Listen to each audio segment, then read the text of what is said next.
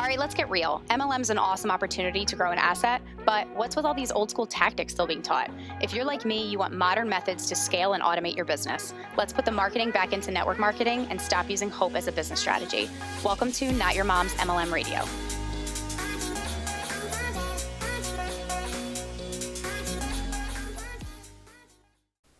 Hey everyone, what's going on? Welcome to another episode of Not Your Mom's MLM Radio. So for those of you watching this episode on YouTube, you will notice that it's quite a different setup. I mean, you might not notice it, but the microphone, oh look, I'm double mic'd right now. I totally forgot to disconnect this mic, so bye-bye. It's crazy quarantine times, so my entire setup is rigged right now. It's kind of funny, actually. I'm doing this from my iPhone, shot from your iPhone. See, this is proof. When you guys look back a year down the road on this podcast, you should go back to this. What is this? Episode 5, I think. And just know that done is better than perfect. Can I get an amen? Because that's kind of how things are going these days. We're just going with the flow. We are developing this new norm, trying to navigate through this whole messy process of quarantine life. So thank you for joining me. Today, I'm excited. I'm excited to talk to you about this. Regardless of the chaotic scene, if you could only see what this home office space looks like right now, it is hot mess. Papers everywhere. I mean, it is cool. It's a disaster. But you guys don't have to see that. So I just have to live with it and try and figure this out. So hopefully, this is not the normal mic situation, not at all the normal setup. So I'm hoping, I know the, audio's got to be stellar for a podcast and for video. So hopefully this little, iPhone mic earpiece thing, hopefully it's going to get across to you audio pleasing. I don't even know what I'm trying to say at this point. So let's just get to it, shall we? Let's go right in. So this episode, I want to talk to you guys about getting lost in your upline's noise. So a lot of you listeners, viewers are trying to embark in the wonderful world of automation. That's why you're here. You're excited about the thought of getting more of your time back. That is why you built a business in the first place, right? You want freedom in your time, in your day. You want better finances. That's why you got involved in the MLM network marketing industry. But you can get lost in the sauce. You can certainly get cloudy with your judgment. You can get confused with all the clutter. And you can definitely get lost in the noise. Sounds like a negative word, but you know what I mean. Like the noise in your upline. All right. I think it's safe to say that most upline leaders have the best intentions. At least I should hope so. If not, and if you know that's not the case for you, yikes. Hopefully you can figure out your way and not have that completely slow you down. Otherwise, I don't know, you might want to find another home somewhere. But anyway, I want you to break free from that. Okay? A lot of this podcast is going to go against what your upline, your leaders, the people in your organization know about it. And so what they don't know, they fear. And that's just true with everything in life. So people tend to think that the world of automation with MLM is scary. And because they don't know enough about it, they just raise the resistance to it and they say, well, it just doesn't work. Or they maybe have seen other people try and say that they're doing automation or funnels or bots or things like that, and it just didn't work for whatever the reason is. So then they say, oh, it all does not work. All right, so I want to talk to you a little bit about the concept of blue ocean, red ocean. So this concept is new to a lot of people, and it's not going to be the first time you're going to hear me say it on this podcast. Certainly going to talk about it quite a lot, but with most uplines, you are taught to fish in a red ocean. A red ocean is a feeding frenzy. Picture sharks. When there's tons of bait in the water, there is blood in the ocean. All the sharks will flood into that one area and just go into attack mode, and they will rip things to shreds and they will eat. And it's busy and it's noisy and it's saturated and it's crazy populated and it's busy. And so a lot of people in the MLM space find themselves online in this red ocean. So it's very hard to fish in a red ocean. It's a lot of competition. It's just a lot. And so I'm here to teach you and to help you fish in a blue ocean. What's in a blue ocean? Picture you're on your little tiny boat with your fishing rod, or a big boat, small boat, whatever size boat, but you're in a bright blue, crystal clear water ocean. Tons of fish. No other fishermen.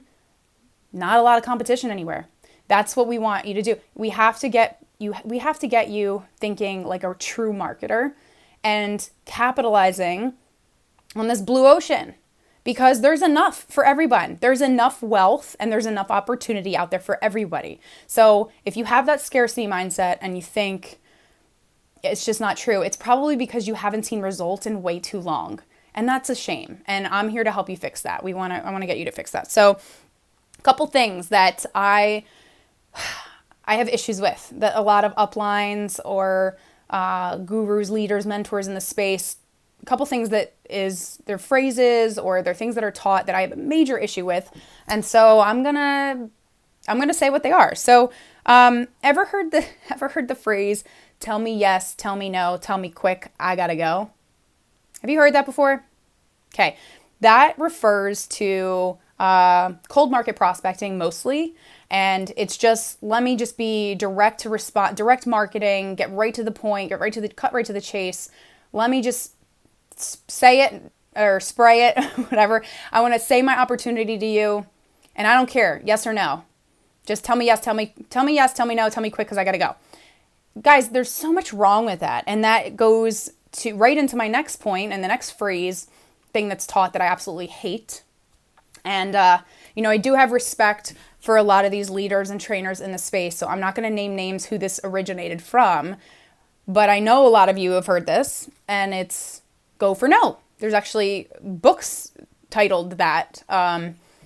And the concept of go for no is just make a list of hundreds of names, 50 plus names, whatever, however many names you got, and go for no, because what the objective with go for no is, you're going to be in massive action.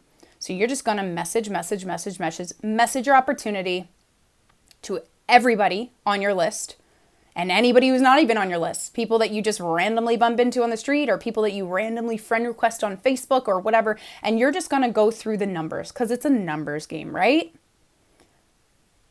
No, I have major problems with this. Okay. If you're going for no, well, my question is, why aren't you going for a yes? Okay. If you were just going through and if you're looking at your business like this is just a numbers game, that's it. It's a game. The problem there is the word game, in my opinion, because business has a lot to do with numbers. But if you're looking at this like this is just a big old game, no. If you don't know, you need to go from playing checkers to chess. And in my opinion, going for no, you're in the small leagues, you're in the minor leagues, you are playing checkers. How do you go from playing checkers to playing chess? How do you go from the minor leagues to the major leagues? Okay, you do not do that by going for no. You don't run towards rejection. Rejection, that's going to happen no matter what, guys. So why not be really more strategic, like a true entrepreneur, like a true business owner? Why not go for yeses? Because if I'm going for no, then all that's doing is getting me very, very used to rejection, that I'm immune to it, that I don't feel anything about it. And it's also giving myself a badge of honor for rejection. Call me crazy, and I'm not going to get into the whole debate with like parenting and whether you believe there should be participation trophies or not. But call me crazy. I don't want more rejections. I don't want more losses than wins. I know that's going to happen because I am an entrepreneur. I understand that I'm a weirdo. I understand that I'm one of those people that's not doing the norm. I'm not doing the 9 to 5. I'm not doing the traditional, the thing that's taught in traditional education. I'm doing the hard thing. I'm doing the thing that most people don't. You are too. So listen up and tell me if you agree. I want to go for yeses, and I know a way to do that. And I want to go against the grain here, and I want to call out, what those trainers and people are saying about going for no, and I want to call it as BS. I think the quickest way to lose people in your organization, partners that you bring on, that you lock arms with and build this business with, quickest way to lose those people is to cripple them with so much rejection that their belief gets shot. Their belief is ruined. Okay? You have to believe so strongly in what you're doing, in what you have to offer that you're impenetrable. And now when you're going for no, no, no, no, no, no, no, you start to really falter there. You start to like lose a lot of belief. Okay, so tell me yes, tell me no, tell me quick, I gotta go. And going for no. I say no to them both. Okay, getting into action, strategic action with an actual business strategy, I give them 2 thumbs up. That's a big yes. But going and running towards rejection instead of running towards wins, instead of running towards opportunity, instead of running towards, your ideal avatar, those people, attracting those people to you and marketing yourself in the right way so that those people are magnetically coming to you. That's what you should be going for. Not going for no, going for yes. Okay. So I want to say that. What else do I want to talk about? I want to talk about when you're upline, because we're talking a little bit about uplines and leadership and things that you might hear in this industry, whether it's in your company or outside your company. Some uplines will tell you that imitation is the best form of flattery. And when I say that, I mean copy and pasting content, copy and pasting messages, scripts, things like that. And here's what I've seen happen. I've seen this happen so many times. I've seen this not even that long ago in my own company, which I'm again, if you're new to this podcast, just understand, safe space. You will never know the company that I'm affiliated with. I will never pitch you my opportunity. That's not what this is about. This is about elevating the entire profession. All right. So what happens, and what I've seen happen over and over again, is that people do not develop their own voice. They do not know how to personally brand themselves. They do not understand the power of personal branding. And unfortunately, a lot of MLMs don't teach it. They don't emphasize individuality and finding one's own voice. And they should, but they don't. So when your upline says to you things like, I have a huge following. My posts get tons of engagement. Go take my posts. Go copy them and paste them, or go tweak them and make them your own. The problem that I see with this, the problem I have with this is if I have an upline and maybe their background is in finance and my background's not, and this is, me personally, right? My background's not in finance. Okay. I have learned a lot about finances and I've gotten so smart with business education. Matter of fact, my own organization has this incredible business school and I've learned so much, great teachings. Like a lot of the base of that school is founded on Robert Kiyosaki. Those of you guys don't know him, Rich Dad Poor Dad author, Business of the 21st Century, which by the way, if you're watching this on YouTube, I will put the link to that book in the comments. You should absolutely pick it up. Highly recommend it.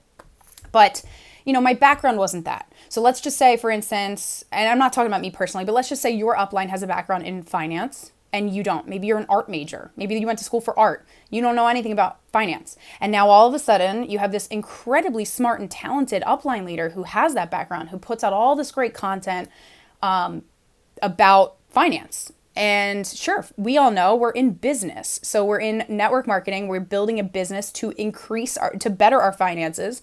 So you might be sitting there as their downline thinking, well, this makes sense. I should be talking about that.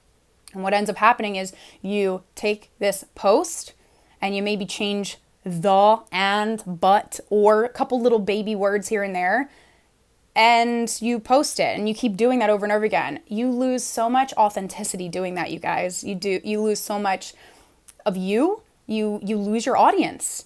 And you also, and this is the key part, most important part, is you haven't even identified who your ideal avatar is. So if you're trying to bring into your organization people that have a finance background, then sure, that would make sense. But more than likely, your avatar tends to usually be you, but like a more high achieving version of you. And so you see where I'm going with this? Like, it doesn't make sense to do that. And imitation is flattery. Yes, I agree with that. But if you haven't identified the who, then you don't know what to talk about. If you don't know who you're trying to attract, and that person very well could be a different person than your upline is, and your upline might have amazing content that you can learn and study from, my suggestion for you there is to study the flow of their posting, of their content, of their publishing, however they're publishing. Study that. think about what triggers you and intrigues you and makes you want to continue to read it, and start to, that's what studying in marketing really is. Studying the emotion. And this is the last point I want to say here is marketing and sales are two very, very different things.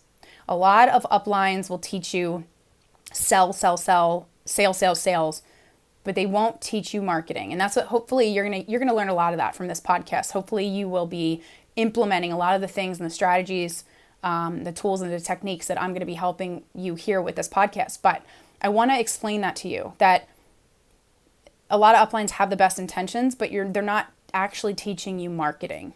And marketing is the process that you take somebody who doesn't know that they want to buy into making them eager to buy. And then sales is what happens afterwards.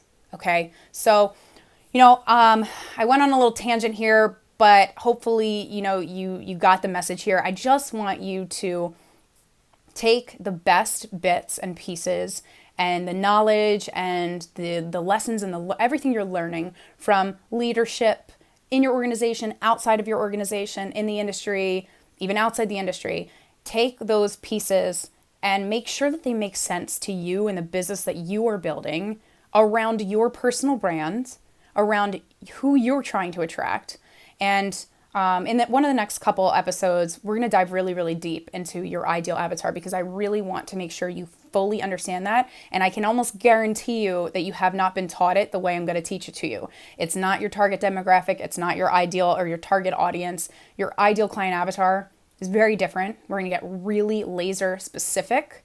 And I know it's going to shed a lot of new light, make a lot of light bulbs go off. So in one of the next episodes to come, we will get into that. But for now, keep crushing it, and I'll see you guys soon. Hey, thanks for listening. Please remember to subscribe and leave feedback.